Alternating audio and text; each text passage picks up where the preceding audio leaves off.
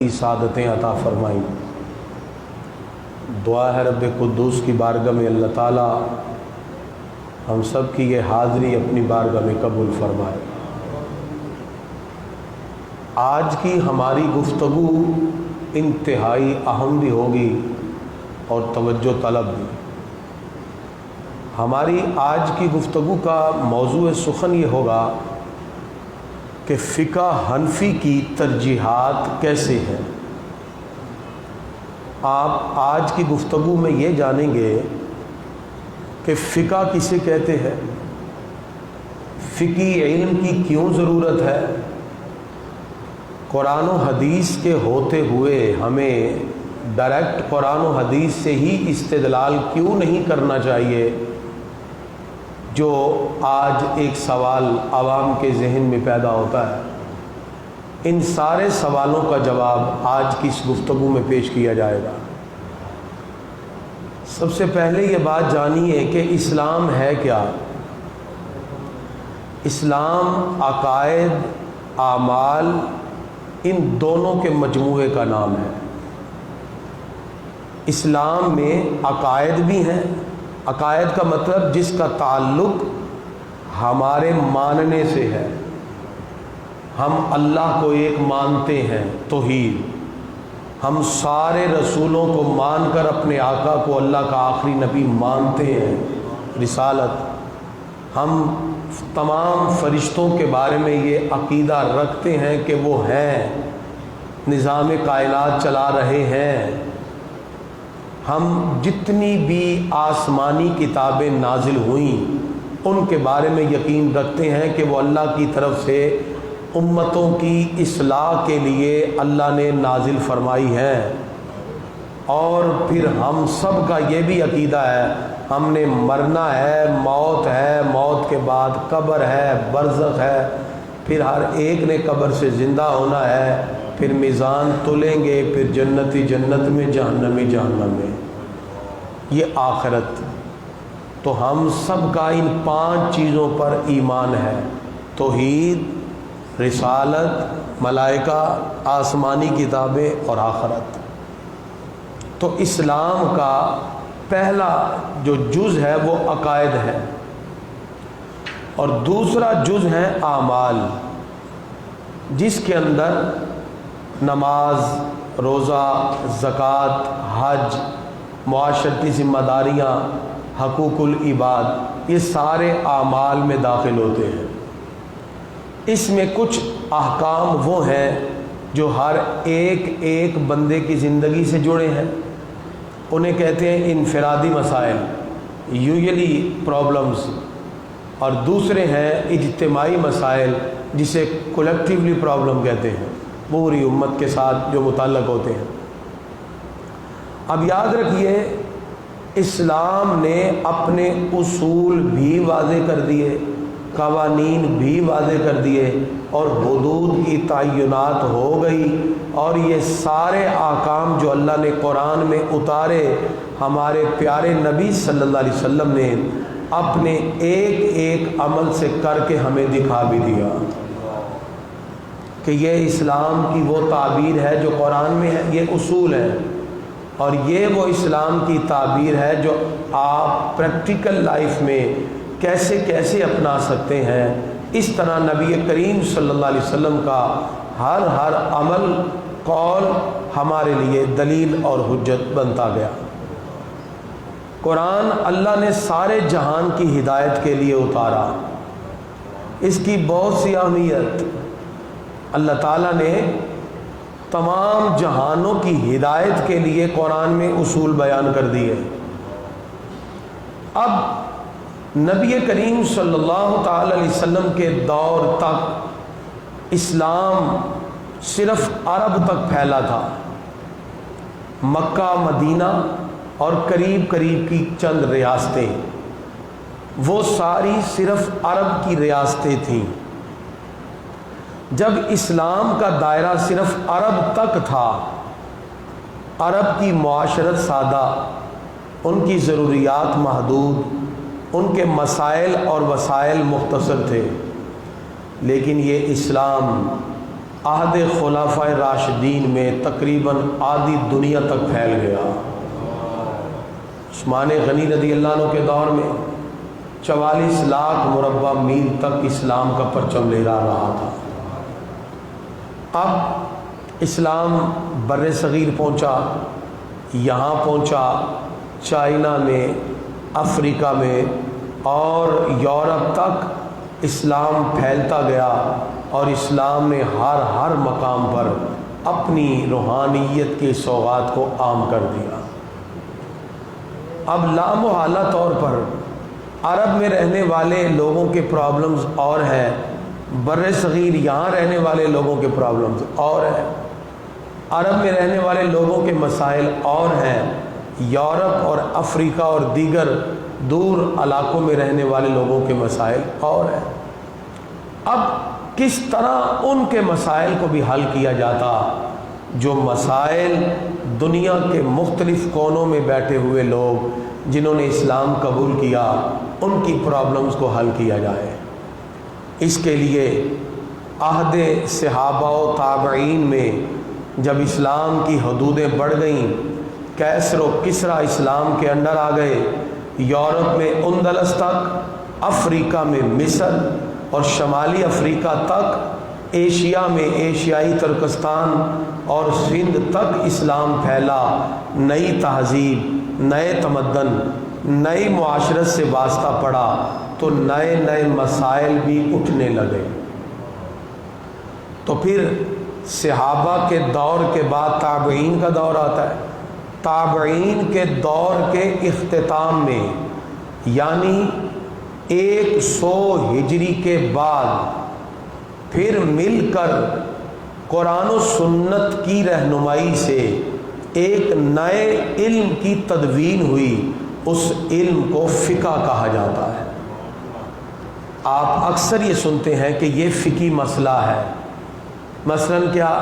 کوئی بھی مسئلہ، کوئی بھی شرعی حل جو ہمیں قرآن و سنت کے اصول سے سمجھ نہ آئے تو ہم فقہاء کی رائے کی طرف جاتے ہیں، جہاں سے مسئلے کا حل بالکل واضح ہو کر ہمارے پاس آ جاتا ہے۔ اچھا، اب یہ جو مسائل ہیں ان کو حل کرنے کے لیے اصول بنائے گئے۔ اصول کہاں سے آئے؟ قرآن سے، حدیث سے، اقوال صحابہ سے، آثار صحابہ اور تابعین سے۔ اس طرح علم فقہ کی بنیاد پڑی۔ اب فقہ کی کیا ضرورت ہے؟ فقہ قرآن و سنت سے ہٹ جانے کا نام نہیں۔ علم فقہ قرآن و سنت سے کوئی الگ چیز نہیں ہے، بلکہ علم فقہ وہی ہے، علم فقہ وہی تعبیرات ہے جو اللہ نے قرآن میں ذکر کی، ہمارے آقا نے حدیث میں بیان فرما دی، اس کو آسان کر کے پیش کر دیا۔ اب آپ کہیں گے جی کیسے آسان کیا؟ مثال کے طور پر 2 حدیثیں آئیں ہمارے پاس، ان کا بظاہر مفہوم جدا جدا لگتا ہے۔ ایک حدیث یہ ہے جس نے قے کی، وومٹنگ، تو اس کا وضو ٹوٹ گیا۔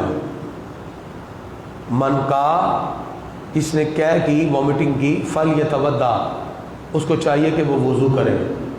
اس حدیث سے پتہ چلا کہ جو قے کرے گا اس کا وضو کیا ہو گیا؟ ٹوٹ گیا۔ دوسری روایت میں ہے من کا فلم یتوضا، جس نے قے یا وومٹنگ کی اس کا وضو نہیں ٹوٹا۔ آپ سمجھ آ گئی آپ کو؟ دونوں حدیثیں ہیں۔ پہلی حدیث میں کیا ہے؟ جس نے قے کی، وومٹنگ کی، اس کا وضو کیا ہوا؟ ٹوٹ گیا۔ دوسری حدیث میں ہے جس نے قے کی، وومٹنگ کی، اس کا وضو نہیں ٹوٹا۔ اب آپ بتائیے، آپ پہلی حدیث پہ عمل کریں گے دوسری پہ؟ یعنی جو لوگ کہتے ہیں کہ فقہ کی کیا ضرورت ہے، بس ڈائریکٹ قرآن حدیث پڑھو اور عمل کرتے جائیں، ان کے لیے میرا سوال ہے آپ پہلی حدیث پہ عمل کریں گے کہ دوسری پہ؟ اگر آپ کہتے ہیں جی پہلی پہ تو دوسری حدیث کے منکر، آپ کہتے ہیں جی دوسری حدیث پہ عمل کریں گے تو پہلی کے منکر۔ تو پھر لامحالہ طور پر فقہائے کرام نے، آئمہ مجتہدین نے قرآن و سنت کے دلائل کو سامنے رکھ کر وہ اصول مقرر کر دیے، قیامت تک بھی جو مسئلہ پیش آئے گا ہم ان اصولوں پہ رکھتے جائیں گے۔ وہ مسئلہ قرآن و سنت کا جو اللہ کا حکم ہے، اس اصول کو جو قرآن سے بنایا گیا، اس اصول کو جو حدیث سے بنایا گیا، اس مسئلے کو جب ہم رکھتے ہیں اس کا حل بھی ہمارے سامنے آ جاتا ہے۔ اب دیکھیں، امام صاحب فرماتے ہیں کہ ہم دونوں حدیث پہ عمل کریں گے۔ کیسے؟ دونوں پہ کیسے عمل ہوگا؟ بھی ایک میں ہے کہ جس نے کہا کہ اس کا وضو ٹوٹ گیا، دوسرے میں یہ کہا کہ وضو نہیں ٹوٹا۔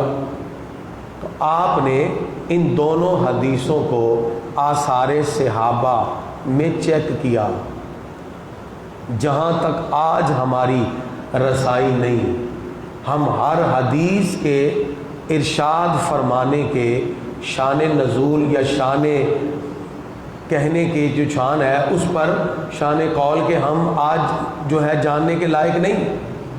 1400 سال گزر گئے، نبی کریم صلی اللہ علیہ وسلم کے جو شان ارشاد ہے، جو آپ نے حدیث ارشاد فرمائی، اس کی جو وجہ ہے اس کو ہم کما کو آج تو نہیں جان سکتے۔ امام صاحب نے جب دونوں کی تحقیق کی تو دیکھا کہ یہ مسئلہ کس صحابی نے کس وقت سرکار سے پوچھا، تو مسئلے کا حال یہ نکالا، جس نے منہ بھر کے کہہ کی، وامٹنگ کی، اس کا وضو ٹوٹ گیا۔ پہلی حدیث پہ عمل ہو گیا، جس نے منہ بھر کے کہہ نہیں کی اس کا وضو نہیں ٹوٹا، دوسری حدیث پہ بھی عمل ہو گیا۔ دیکھیں مسئلہ واضح ہو گیا۔ لیکن یہ مسئلہ اگر یہ اصول نہ ہوتا تو کبھی بھی حل نہیں ہو سکتا تھا۔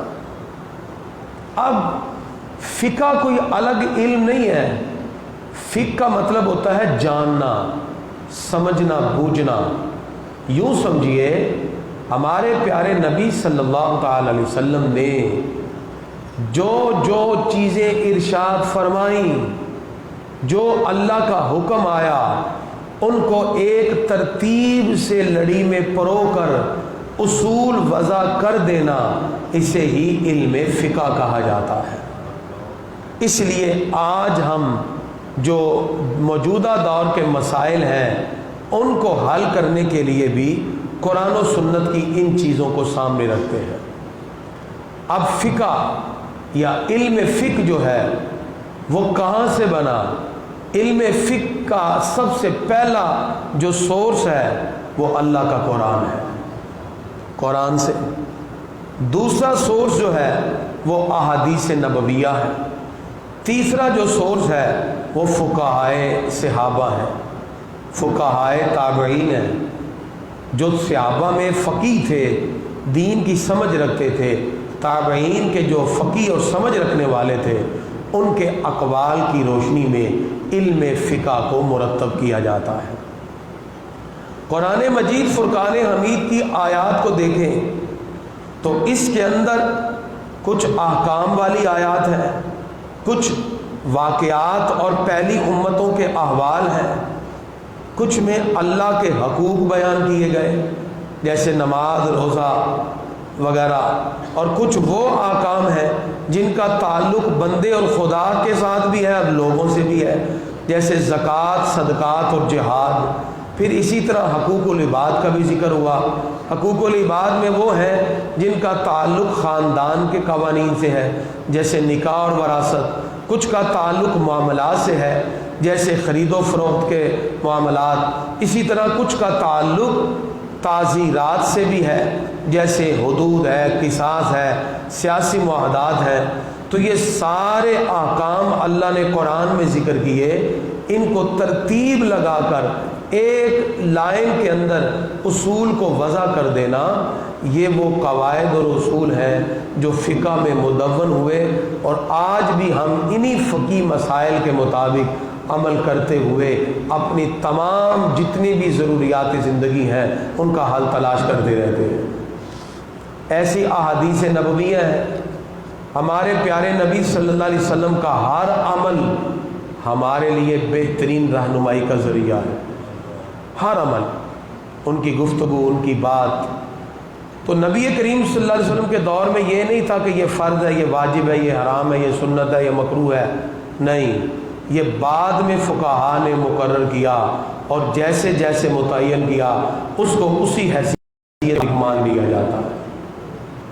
اور یہ سلسلہ سرکار دو عالم علیہ الصلوۃ والسلام کے دور میں بھی تھا. جو صحابہ دور دراز تھے وہ اپنی رائے سے اجتہاد کر کے آقا علیہ الصلوۃ والسلام کی شریعت کے مسئلے کا حل امت کے سامنے پیش کر دیتے. صحابہ کے دور میں بھی معاملات پیش آئے. ایک صحابی سے مسئلہ پوچھا، ایک عورت کا نکاح ہو گیا، حق مہر مقرر ہی نہیں ہوا، اب اس کو کیا دے؟ تو انہوں نے کیا فرمایا؟ وہ فرماتے ہیں اس کو مہر مصری دیا جائے. مہر مصری کا مطلب کیا ہے؟ کہ اس جیسی اس کی بہن، کزن، کوئی جو قریب جس کا نکاح ہوا ہو، جتنا حق مہر اس کے لیے رکھا ہے اتنا ہی اس کے لیے بھی رکھ دیا جائے. تو یہ مسئلہ اب قرآن اور حدیث میں تو ہمیں نہیں ملا، یہ صحابہ نے اپنی رائے سے اجتہاد کیا اور اس کا حل نکال کے امت کے سامنے رکھا. اب سب سے پہلے اس امت میں جنہوں نے شرعی مسائل کو مستنبط کیا وہ حضرت امام اعظم ابو حنیفہ رضی اللہ تعالیٰ عنہ، نعمان بن ثابت رضی اللہ عنہ. آپ 50 ہجری میں پیدا ہوئے اور 150 میں آپ کا وصال ہے. آپ نے سب سے پہلے اس فقہ کی تدوین کی اور اس کو فقہ حنفی کہتے ہیں. پاکستان میں تقریباً 70% سے زیادہ جو مسلمان ہیں وہ فقہ حنفی کے مطابق عمل کرتے ہیں. پوری دنیا کے مسلمان اس میں بھی تہائی اکثریت جو ہے وہ حضرت امام اعظم ابو حنیفہ رضی اللہ عنہ آپ کی مدون شدہ فقہ کے مطابق عمل کرتے ہیں. شریعت کی فلیکسیبلٹی ہے کہ شریعت مطہرہ میں مختلف اسکول آف تھاٹ بنے، جن میں حنفی، شافعی، مالکی، حنبلی، یہ 4 مشہور ہوئے. حضرت امام احمد بن حنبل آپ نے جس فقہ کے اصول کو مدون کیا قرآن و حدیث کے اصول کے مطابق اس کو فقہ حنبلی کہا جاتا ہے. ان کے عمل پیرا لوگ بہت تھوڑے ہیں. اسی طرح حضرت محمد بن ادریس شافعی رحمۃ اللہ علیہ آپ نے جس فقہ کو مدون کیا اس کو فقہ شافعی کہتے ہیں. ان کے ماننے والے عرب میں زیادہ ہیں. اسی طرح حضرت امام مالک بن انس رضی اللہ تعالیٰ عنہ نے جس فقہ کو مدون کیا اس کو فقہ مالکی کہتے ہیں، اور حضرت امام اعظم ابو حنیفہ رضی اللہ تعالیٰ عنہ سے. اس لیے ہم فقہ حنفی کو زیادہ مانتے ہیں، اس لیے کہ اس فقہ کے مطابق جو عمل کرنے والی ہے وہ امت کی کثیر افراد ہیں. کثیر محدثین، کثیر ائمہ نے فقہ حنفی کو اپنایا اور اسی وجہ سے ہم فقہ حنفی کو ترجیح دیتے ہیں. ایک اور بات ذہن میں رکھیں، حضرت نعمان بن ثابت امام اعظم ابو حنیفہ رضی اللہ تعالیٰ عنہ آپ کی یہ شان ہے. ایک دن حضرت سیدنا علی بن عثمان حجویری المعروف داتا گنج بخش رحمۃ اللہ علیہ اپنی کتاب کشف المعجوب میں فرماتے ہیں کہ میں حضرت بلال کی بازار پہ گیا تو مجھے اونگ آ گئی، دیکھا سرکار بڑے پیار سے ایک بزرگ کو اپنی گود میں اٹھائے ہوئے ہیں. میں بڑا پریشان ہوا کہ یہ کیا معاملہ ہے کہ یہ بزرگ ہیں اور سرکار نے گود میں اٹھایا. آقا علیہ السلام خود بولے یہ میری امت کے امام اعظم ابو حنیفہ رضی اللہ عنہ. اس سے پتہ چلا کہ یہ فقہ حنفی، داتا صاحب فرماتے ہیں ہمیں پتہ چلا کہ جو آغوش مصطفیٰ میں آ گیا وہ ہر خطا سے محفوظ ہو گیا. اس لیے ہم فقہ حنفی کے مطابق عمل کرتے ہیں. اب جو اصول مدون ہوئے، جو اصول بنائے گئے، ان کے مطابق آج ہم قرآن و سنت کی ان تعبیرات پہ صحیح طور پر عمل کر سکتے ہیں.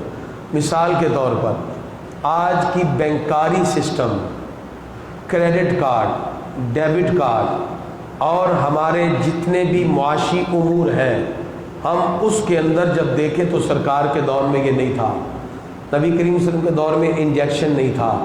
آج روزے میں انجیکشن لگوائیں کہ نہ لگوائیں، نبی کریم صلی اللہ علیہ وسلم کے دور میں بینکاری سسٹم نہیں تھا، کنونشنل بینکاری، اسلامی بینکاری کچھ بھی نہیں تھا، اصول ملتے ہیں۔ تو آج کے دور میں مسائل پیش آئے تو اصول ہمارے پاس ہے، ہم اس کا حل رکھتے ہیں۔ کریڈٹ کارڈ، ڈیبٹ کارڈ کس طرح یوز کیا جائے، شرعی طریقہ کیا ہے، قرض کیسے لیا جائے۔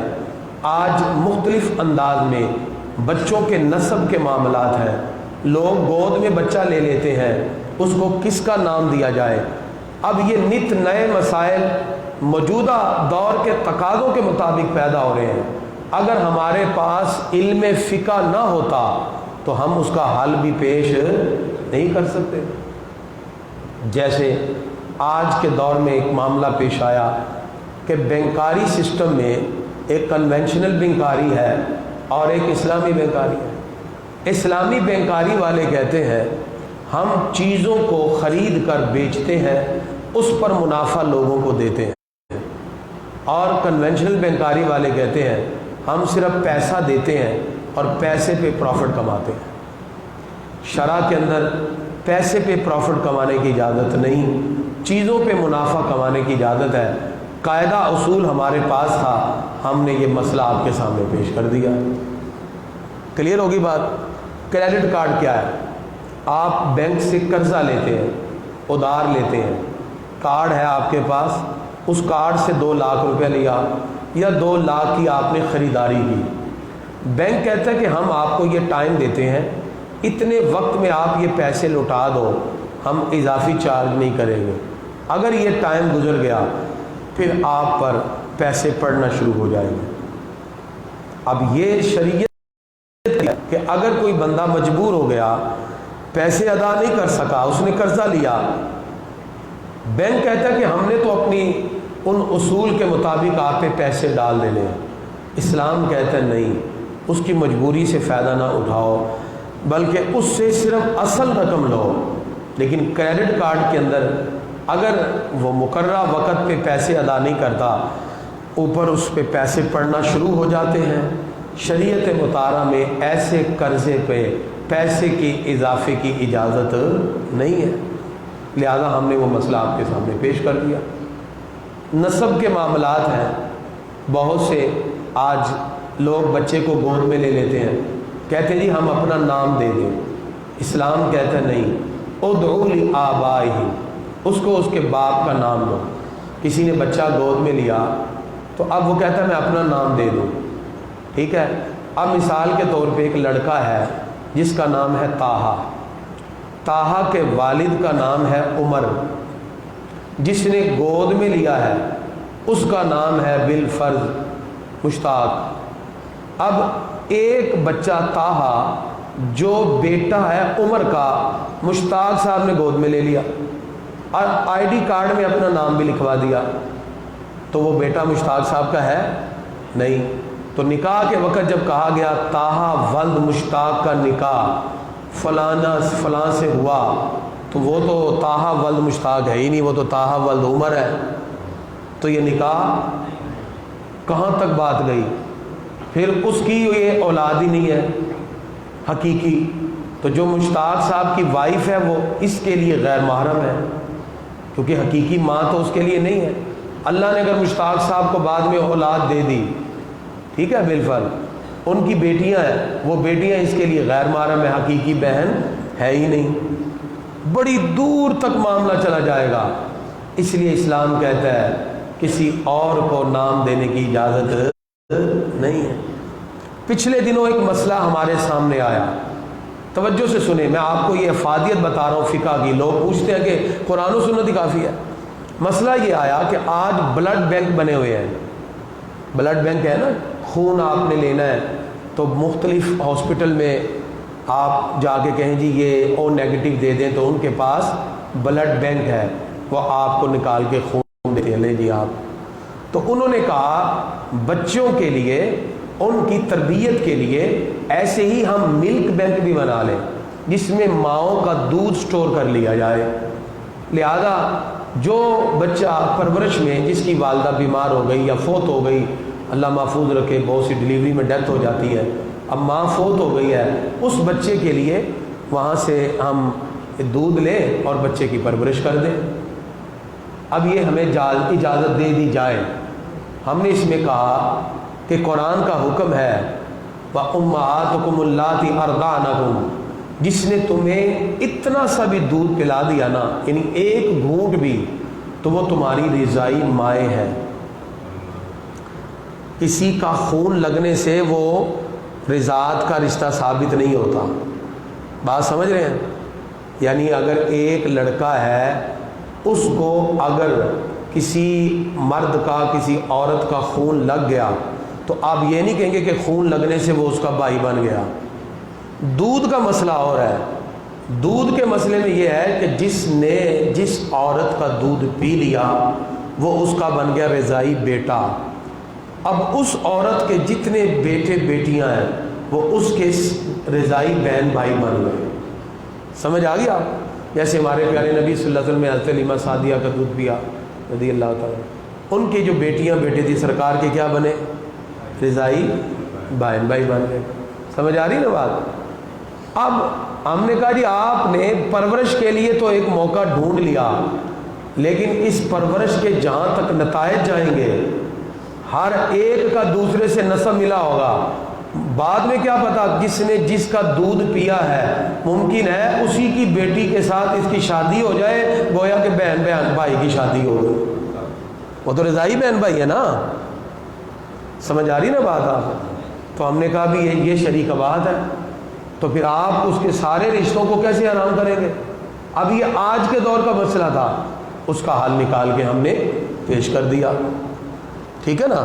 اسی طرح بچے کی ولادت کے حوالے سے ہمارے سامنے مسئلہ پیش ہوا کہ اگر ایک شخص ہے اس کی اولاد نہیں ہو رہی، تو اگر ہم کسی کا جو بیضہ لے کر ہم اس کے اندر جو ہے یہ ولادت کی برتھ کی جتنی کنڈیشن ہے وہ ساری میڈیکلی ہم اس کے اندر پرفارم کر دیں اور بعد میں وہ بچے کی نیچرل پیدائش ہو جائے، تو پھر اس میں حرج کیا ہے؟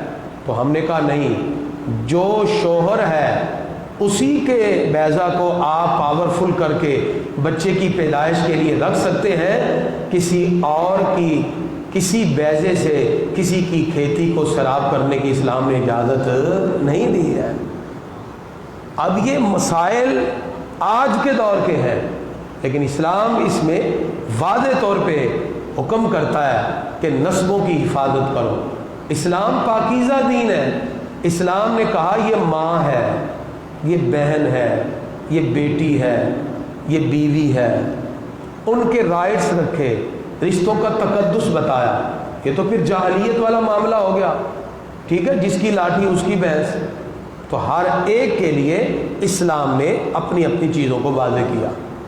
اسی طرح مرد اور عورت کے تو احکام بہت سے آپ سنتے ہیں، پچھلے دنوں ہمارے سامنے شی میل کے احکام آئے کہ ان کے حوالے سے بھی ہمیں بتائیں، ان کا جنازہ ہوگا کہ نہیں، جنازہ ہوگا تو پھر کیسے دعا پڑھیں گے، ان کو غسل کیسے دیا جائے، مرد والا دیں کہ عورت والا دیں، کفن مرد والا پہنائیں یا عورت والا پہنائیں۔ پھر ہم نے اس میں ریسرچ کی، پھر فقہ کے حصول رکھے کہ اس کی 3 اقسام ہیں، جو مرد کے مشابہ ہو اس پہ مرد والے احکام، مرد کے مطابق اس کو غسل، مرد کی طرح 3 کپڑے، جو عورت کے مشابہ ہے اس کو عورت والے احکام، عورت کی طرح 5 کپڑے، ساری چیزیں، اور جو خنثی مشکل ہے اس کو تیمم کر کے اور بعض فقہا کے نزدیک اس کو غسل کرانے کے بعد اس کو بھی جنازہ پڑھا کے دفنا دیا جائے گا، چونکہ دعا تو جنازے کی ایک ہی ہے نا، اللہم اغفر لحینا و میتنا و شاہدنا و غائبنا و صغیرنا و کبیرنا۔ اور اگر کوئی جو شی میل ہے، جو انر ہے، اگر وہ چھوٹی عمر میں مر گیا نابالغ، تو پھر اگر وہ مرد کے مشابہ ہے تو بالغ وہ جو لڑکے کی دعا ہوتی ہے نابالغ وہ پڑھی جائے گی، اور اگر وہ عورت کے مشابہ ہے تو پھر نابالغ لڑکی والی دعا پڑھی جائے گی۔ اب یہ دیکھیں، یہ آج کے دور کے مسائل ہیں، آپ شاید زندگی میں پہلی بار سن رہے ہوں گے۔ اب یہ ہمارے سامنے پیش ہوئے، ہم نے کس دلیل سے یہ جواب دیے؟ ہمارے پاس فقہا کے وہ اصول ہیں جو انہوں نے مستنبط کیے، ان اصولوں کی مدد سے اس کا حل کیا جائے۔ یہ میں نے چند بتائے ہیں، انشاءاللہ آپ آگے چلیں، یہ پورا کورس جب ہوگا تو آپ کو جتنے آج کے پرابلم ہیں انشاءاللہ سارے ہم بتائیں گے۔ اور شریعت ایسی خوبصورت ہے کہ شریعت نے ہمیں اتنا سا بھی محروم نہیں کیا، اسلام نے ہر بات کو ایکسپلین کر دیا ہے اور زبردست طریقے سے کیا ہے۔ آج ایک شخص کہتا ہے جی ہمیں خود ہی قرآن اور حدیث پڑھ کے عمل کر لینا چاہیے، فقہا کی کیا ضرورت ہے، مجتہدین کی کیوں بات مانے؟